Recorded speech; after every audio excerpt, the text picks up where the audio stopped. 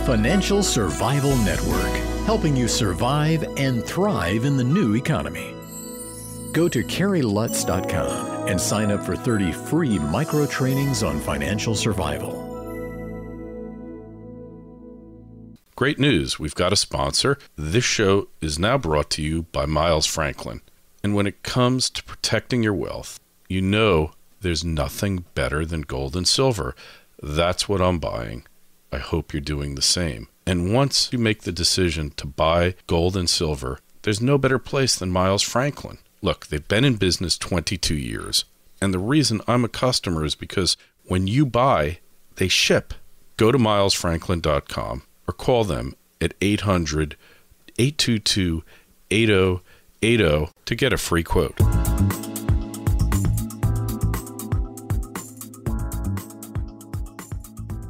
$14.90 WGCH. This is Kerry Lutz. You're listening to the Financial Survival Network. Today, the Fed announced that they're going to buy bonds and sterilize the money to stop inflation from occurring. I don't know if it's going to work. You probably don't know, but I've got somebody on the line who has a pretty good idea. Mish Shedlock, back with us again. How are you today, Mish? Oh, it's a pleasure to be back on the show. But before we go any further, we already know this is not going to work. Look at all of these programs they've done. Not a single one of them have worked. Ostensibly, what they're trying to do is to get banks to lend.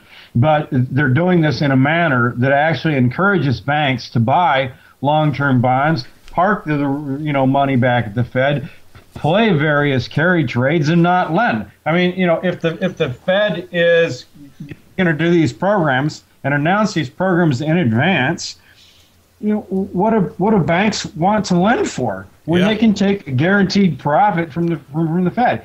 And besides that, banks lend in two situations, actually. Banks lend as long as they're not capital impaired. That's the first requirement. But the second requirement is they need credit-worthy borrowers. And the third requirement, actually, is credit-worthy borrowers need to want to borrow. Now, in a situation where we're heading into a recession, where the global economy is heading back, and Europe is in recession, Australia's in recession, China is slowing dramatically here, I think the U.S. is going to head back in recession. And I malign the ECRI all the time, but it's not really because of their recession call, but it's because of the way they frame that they've never been wrong. But I actually happen to think the ECRI is correct here, that the United States is heading back into recession. So why would businesses want to borrow in this situation? Why would banks want to lend in this situation?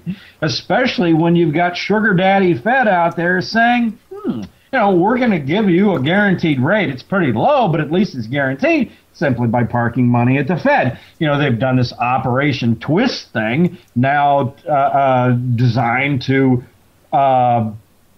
lower long-term borrowing rates. Well, that didn't work. So today they're coming out. It's not an announcement. It's a proposal, something they're thinking about doing, which is the link you sent to me, and I'm looking at it here right now on the Wall Street Journal. And the idea they're going to do these sterilized bond purchases to drive interest rates lower yet. Well, I just sent you a chart in response to that shows 5-year interest rates are at 0.84%.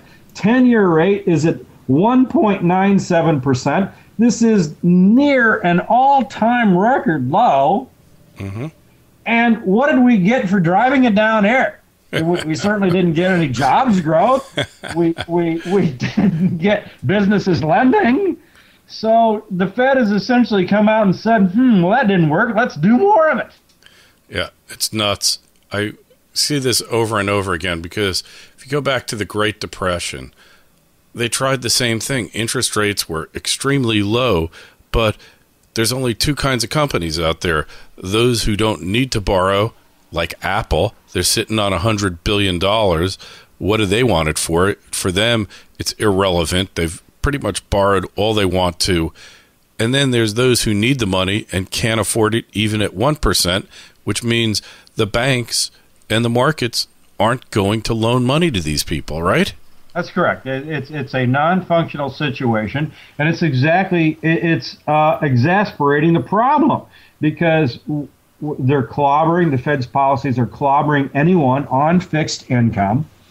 The savers are getting 0% actually on short-term bonds. They can lock up their money for 5 years at 0.84%. Meanwhile, food prices are going up, gasoline prices are going up. So what does that force them to do? It forces them to save more, not spend. We've got a boomer demographic of boomers retiring here. They need to be saving more. They're getting nothing on their savings. So, all of this is counterproductive, if you ask me. And I'm not the only one that's come to that conclusion. Antal Fatak and others have talked about this as well. They're doing things that are counterproductive because why? It's the only thing they know how to do. Bernanke, the Fed, the Greenspan Fed, all they've ever done was lower interest rates, trying to stimulate lending. We're in a different kind of situation here. We are in an asset bubble that's burst. We are in credit deflation. The same tactics that one uses in normal times are not the same tactics that one can use in a debt deflation scenario. Yeah, I mean, couldn't have said it better myself. It's really absurd. And the fact is, we've gotten away from what really creates wealth, which is people having a surplus, saving their surplus, investing it for a return, and then using that return and using that money at some point in the future. It's all about deferred consumption. And here, what is the Fed doing? What is the government doing? They're doing their best to get people to think, hey, the economy's fine, keep going into debt, don't bother saving, you can't get anything anyway, just spend, and keep everything afloat. And that is going to have the opposite effect of what they're trying to accomplish, right? Yes, and in the meantime, any banks, look at what's happening in Europe here with the LTRO program, long-term refinance operation, where the ECB has essentially come out and did much the same as the Fed done. They're offering, they did for a while, unlimited funds for 3 years. They actually shut it off because the program was too successful. 800 banks, went after, this money at 1%. What did they do? That money ostensibly was to get banks to lend. What did the banks do? The Spanish banks in particular went out and bought more of their own government bonds. The yields are, at 5% here, for a 10-year debt. So they encourage these banks not to lend, but to speculate in their own bonds. And European banks are in trouble. Why? Because they speculated on their own bonds. Yeah, that's doubling down on stupidity, right? Yes, exactly. Yeah. So I think the ECB senses that now. You got to give them credit in a sense. They did manage to kick the can here one more time. So, but that's all they did. But in the meantime, the risk has gone up again. What happens now when Spain defaults on these bonds? Well, there's a bigger pile of them now. Yep. So this is just what they did with Greece. Greece was ostensibly a $40 billion problem 2 years ago. They threw 200 billion euros more at a $40 billion problem, trying to prevent Greece from defaulting. And guess what? Greece is going to default this week. Amazing. Yeah. But according to the International Swaps and Derivatives Association, they're not really defaulting, right? It's not official yet. Well, this is the other amazing thing here. You get the banks that are, creating these credit default swaps, lending them out. They're the ones that set the rules on whether or not a default has occurred. Yeah. Here, we're talking about haircuts of 75%, with Greece saying that they are going to impose unilateral defaults on these people, and they're still pretending right to this day that this is not a default. Yeah, well, you know now, what? That's really amazing. Now, once they do trigger those collective action agreements, there will be no choice. This committee of banks will have to finally admit that this is the default. But let's ponder this scenario where they get this thing together, and Greece has recently threatened these holdouts that they won't get anything unless they agree to this. That threat alone ought to right now trigger a default. Because if they do act on this threat, if they do act on coercion, they're not going to, by the way, that in and of itself ought to trigger a default. But it hasn't yet. So we're going to play this thing out over the next couple of days, and sure enough, I don't know, not sure enough, Greece might postpone this. How many postponements have we seen? But the beauty is we're running out of postponements. Greece needs to make a bond payment on March 20th. We have now kicked the can as far as it can possibly be kicked. There are precisely 13 days left here in which to decide this, and I think it's going to be decided tomorrow. But don't be surprised if they postpone it until Monday, trying to coerce still more people into voluntarily agreeing to a 75% haircut on the bonds they hold. Amazing. Yeah, it's crazy. And did you see the rate on 1 year Greek government debt? 1,000%. We're in Tony Soprano territory now.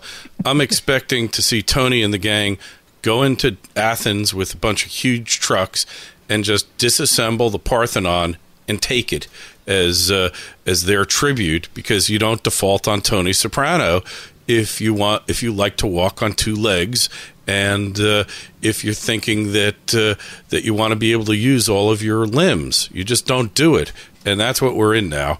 It's really the Tony Soprano idea. I like that. Tony Soprano in this case is not who you suspect. Tony Soprano is actually the ECB. Yeah. The ECB has managed to guarantee the bonds that it holds, of course, not expecting everyone else to take a haircut. I like that. So the Tony Soprano ECB, headed now by the mafia, the Italian mafia, three-card money here, right? You got it. That's it. And, it's all going to be what is portable, what can be trucked out of downtown Athens that's worth something. And you'll see, like Albania, when they had their kind of civil war, whatever that thing was, we never really understood it here, but they seemed to be upset about something in Albania, and that led to like a lot of people leaving, coming to the U.S. They were broke, as I think it was P.J. O'Rourke said. They were so broke that they were trying to take the paint off the walls and sell it. And that's what Greece is turning into. It's like another Albania. It's bankrupt, and they should just come to terms with it, take the hit, because they're already taking it. They're already in this state of depression. They're becoming a failed state. Would have been better off to just default and get on with it. There is life after sovereign default, right? Iceland has certainly proven that. The Iceland did things the right way. They said, screw you, ECB, screw you, Germany, screw you, Netherlands, screw you, anyone that was stupid enough to lend money to Iceland to build the housing bubbles. And guess what? Iceland is actually recovering now. Greece needs to do the same thing. Actually, Greece is in far worse shape than Iceland. However, I think Greece might see a period of hyperinflation. Spain and Portugal need to leave. The structural problems have not been fixed at all in these scenarios. And the weird thing about this, and I'm getting one more thought, and then I've got to run. But the weird thing about this, the international, the IIF came out yesterday, and is talking about all the, $1 trillion losses of Greece defaults. What's the IIF again, Mish? International. You've caught me struggling for the word here, so it's not on the tip of my tongue anymore. But they came out with this report that said that there's going to be $1 trillion in losses if Greece defaults. And the losses, the point that I want to make is that the losses are already there. Exactly. All we're arguing about is whether or not all we're arguing about is who covers the losses. Yeah. So it's the consumers that the citizens of these countries are trying to force these debts on. That's who they're trying to get to bail it out. To suggest that these losses won't occur if only we bail out Greece one more time is just so full. It's laughable. They were doing this, by the way, to scare. It's, by the way, IIF stands for Institute of International Finance. They put out this confidential report, which I believe was purposely leaked. Right. And the IIF represents 450 banks and other private creditors to Greece. So what do you expect these 450 banks to say?